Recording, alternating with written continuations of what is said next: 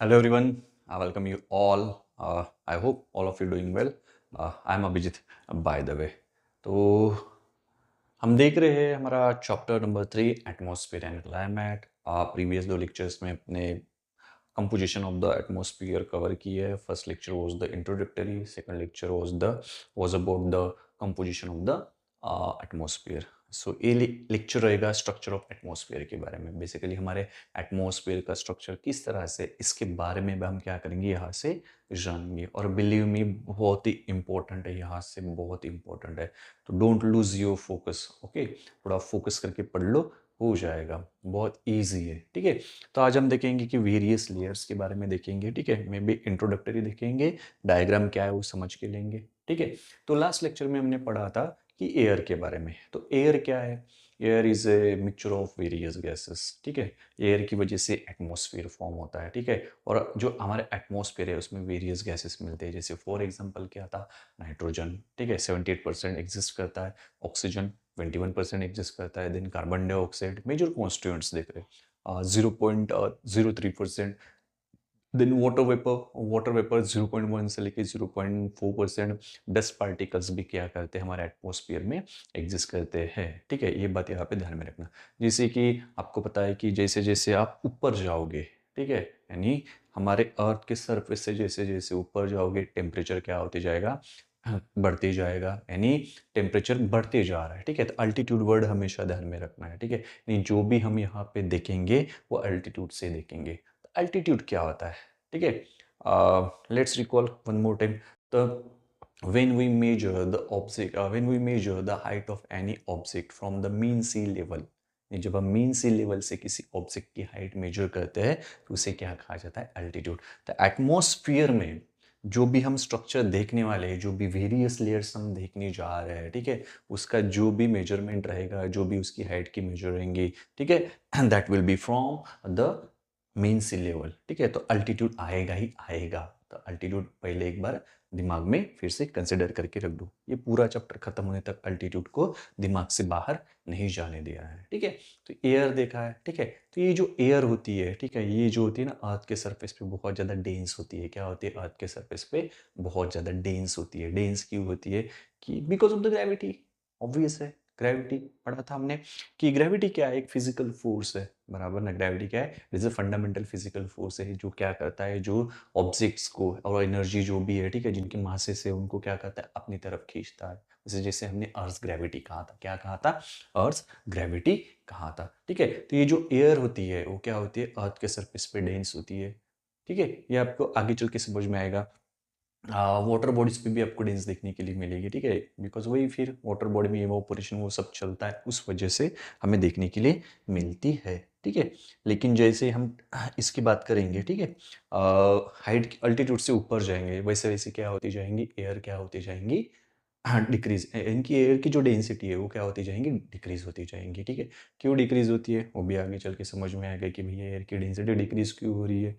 After all air is a mixture of various gases, ठीक है। अगर जितने आप ऊपर जाते हो वहाँ पे वो गैसेस से एग्जिस्ट नहीं कर रहे हैं तो भैया एयर अपने आप क्या हो जाएगी, उसकी जो डेंसिटी है वो क्या हो जाएगी, डिक्रीज हो जाएगी, ठीक है। हालांकि टेम्परेचर, ठीक है, क्या टेम्परेचर क्या होते जाएगा, जैसे जैसे क्या हो जाएगा, हाँ, जैसे जैसे क्या हो जाएगा, हम अल्टीट्यूड से ऊपर जाएंगे तो टेम्परेचर बढ़ते जाएगा। कैसे बढ़ते जाएगा, क्या हो जाएगा, क्यों बढ़ रहा है, ईच एंड एवरी लेयर में मैं अच्छे तरीके से क्या कर दूंगा, आपको एक्सप्लेस करूंगा, ठीक है। तो ये वैरी होगा, ठीक है, ये बात ध्यान में रखना। यूनिवर्सल नहीं रहेगा कि टेम्परेचर भैया बढ़ते ही जा रहा है, ठीक है। किसी लेयर में बढ़ेगा तो किसी लेयर में कम होगा।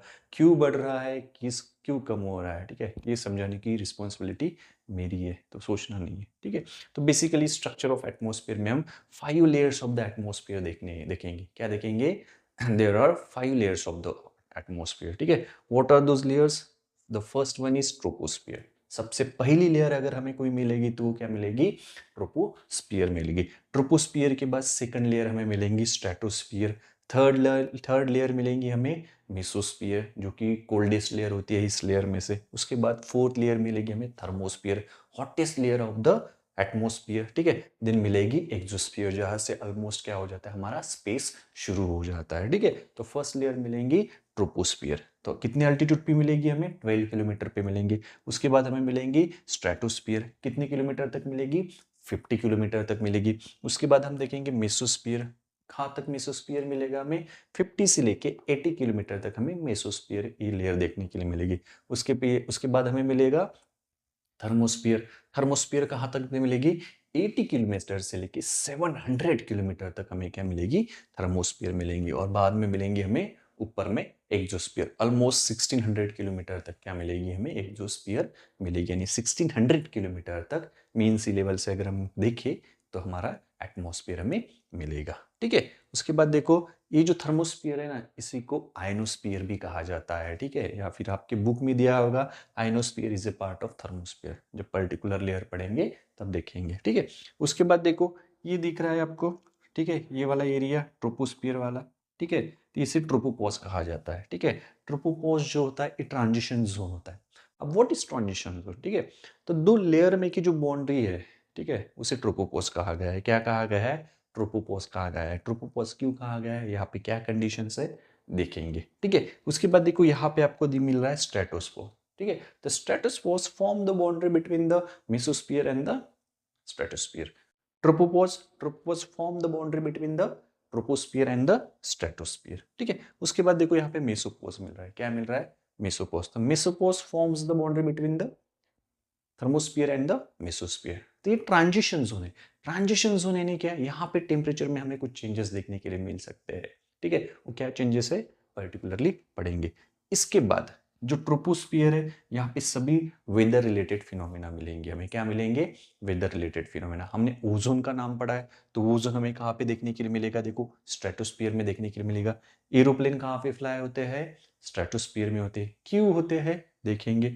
उसके बाद मीटियोर्स, मीटियोर्स पता है ना, सेलेस्टियल ऑब्जेक्ट्स होते हैं। यानी मीटियोर्स ऐसे ऑब्जेक्ट्स होते हैं जो सन के रिवॉल्यूशन करता है। अगर सन की रिवॉल्यूशन करते करते सन की ग्रेविटी से वो बच निकला तो अर्थ के एटमॉस्फेयर में वो क्या हो जाता है? एंटर होता है। ठीक है, तो एंटर होने के बाद उसके साथ क्या होता है वो देखेंगे। ठीक है, उसके बाद देखो ऑरोरा। क्या है? अरोरा नहीं, ठीक है साले, अरोरा नहीं, ऑरोरा। देखो यहाँ पे लिख देता हूँ मैं, ऑरोरा। ठीक है, अरोरा नहीं कहना है, ऑरोरा। ठीक है, ये ऑरोरा क्या होता है आपके यहाँ पे दिया है। ठीक है, तो भाई भैया हीट की वजह से जो गैसेस है ना, हर एक गैस का अपना कलर होता है। ठीक है, जैसे वो हीट आती है तो ये हमें नदन एंड सदर्न पोल में ये फिनोमेना देखने के लिए मिलता है। ठीक है, ऑरोरा। ठीक है, इसके बाद सैटेलाइट कहाँ पे घूमते हैं? हम जो सैटेलाइट बैठते हैं, मैन मेड सैटेलाइट्स होते हैं, नेचुरल सैटेलाइट्स होते हैं। ठीक है, नेचुरल सैटेलाइट्स की तो यहाँ पे बात नहीं करेंगे हम, मैन मेड सैटेलाइट्स की करेंगे कि जो अर्थ से हम सैटेलाइट्स लॉन्च करते हैं वो कहाँ पे जाके ये करते हैं। तो थर्मोस्फियर में मिलेंगे। उसके बाद एक्सोस्फियर में इंटरनेशनल स्पेस स्टेशन वगैरह हमें कहाँ पे देखने के लिए मिलेंगे?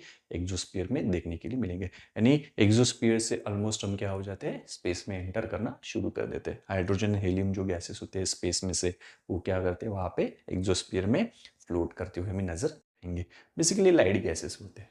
अब लाइट गैसेस क्या होती है इसमें जाने की हमें ज़रूरत नहीं है। ठीक है, तो सन की रेज आती है, उसका क्या इफेक्ट होता है, क्या इफेक्ट नहीं होता है, किस तरह से क्लाउड फॉर्मेशन होगा, क्या होगा, सब कुछ हम देखेंगे। अब आप देख रहे होंगे ये लाइन। ठीक है, तो ये जो लाइन है ना, ये जीरो है। इसके लेफ्ट में जाओगे तो निगेटिव कंसिडर करो, इसके राइट में जाओगे तो पॉजिटिव कंसिडर करो। यानी ये लाइन अगर लेफ्ट में जा रही है तो टेम्परेचर निगेटिव में जा रहा है, माइनस हो रहा है। अगर ये लाइन राइट में जा रही है तो टेम्परेचर क्या हो रहा है? बढ़ रहा है। ये कंसिडर करो, बस ये ध्यान में रखना है। बस इस लाइन की वजह से ही क्या हमें पता चलेगा। यानी ये लाइन क्या बता रही है हमें? ये लाइन हमें इंडिकेट करते हैं, दिस लाइन शोज अस, ठीक है, variations in temperature with the increase in altitude. यानी जैसे जैसे अल्टीट्यूड बढ़ रहा है वैसे वैसे टेम्परेचर में किस तरह के वेरिएशंस आ रहे हैं, किस तरह के चेंजेस हो रहे हैं टेम्परेचर में। ठीक है, थ्रू आउट दीज लेयर्स, ये हमें ये लाइन बताएगी। तो ये बात आपको यहाँ पे नहीं भूलना है। ठीक है, क्या नहीं भूलना है? कि ये जीरो है, यहाँ पे हाईलाइट कर दूँ आपके लिए। ठीक है, यानी टेम्परेचर बता रहा है, ये जीरो है और ये टेम्परेचर बता रहा है। ठीक है, हाँ, और भी थोड़े वाइट बोर्ड मार्कर्स लेके आऊँगा मैं, तरह तरह के कलर्स के, ताकि ऐसा कुछ रहा तो आपको अच्छे से मैं दिखा पाऊँ। ठीक है, तो ये लाइन क्या शो करती है? ये लाइन शो करती है कि टेम्परेचर किस तरह से वैरी हो रहा है विद द इंक्रीजिंग अल्टीट्यूड। ये लाइन अगर लेफ्ट में जा रही है तो माइनस, क्या ध्यान में रखना है? यहाँ पे लिख ही देता हूँ मैं। माइनस, ठीक है, और राइट में जा रही है तो पॉजिटिव, क्या रहेगा, पॉजिटिव, ठीक है। तो लैप्स रेट भी कहा जाता है इसे, आया है अगर दिया है आपकी बुक में तो मैं बताऊंगा लैप्स रेट क्या है, तो ठीक है। तो इंक्रीजिंग हाइट के साथ टेम्परेचर बढ़ते जा रहा है तो नॉर्मल लैप्स रेट भी कहा जाता है, ठीक है। आई होप कि ये जो थोड़ा सा मैंने इंट्रोडक्शन यहाँ पे देने की कोशिश की है आपको समझ में आया होगा, ठीक है। अगर नहीं आता है तो लेट मी नो, बेसिकली आया ही होगा, अभी मैंने पढ़ना शुरू नहीं किया इसके बारे में। अभी नेक्स्ट लेक्चर में हम इसके बारे में पढ़ेंगे, लेयर बाय लेयर मैं आपको अच्छी तरीके से एक्सप्लेन करता जाऊंगा, ठीक है। आई होप कि आपको यहाँ तक समझ में आया होगा। तो मिलते हैं फिर नेक्स्ट लेक्चर में, चलो फिर see you soon, have a good day, bye bye.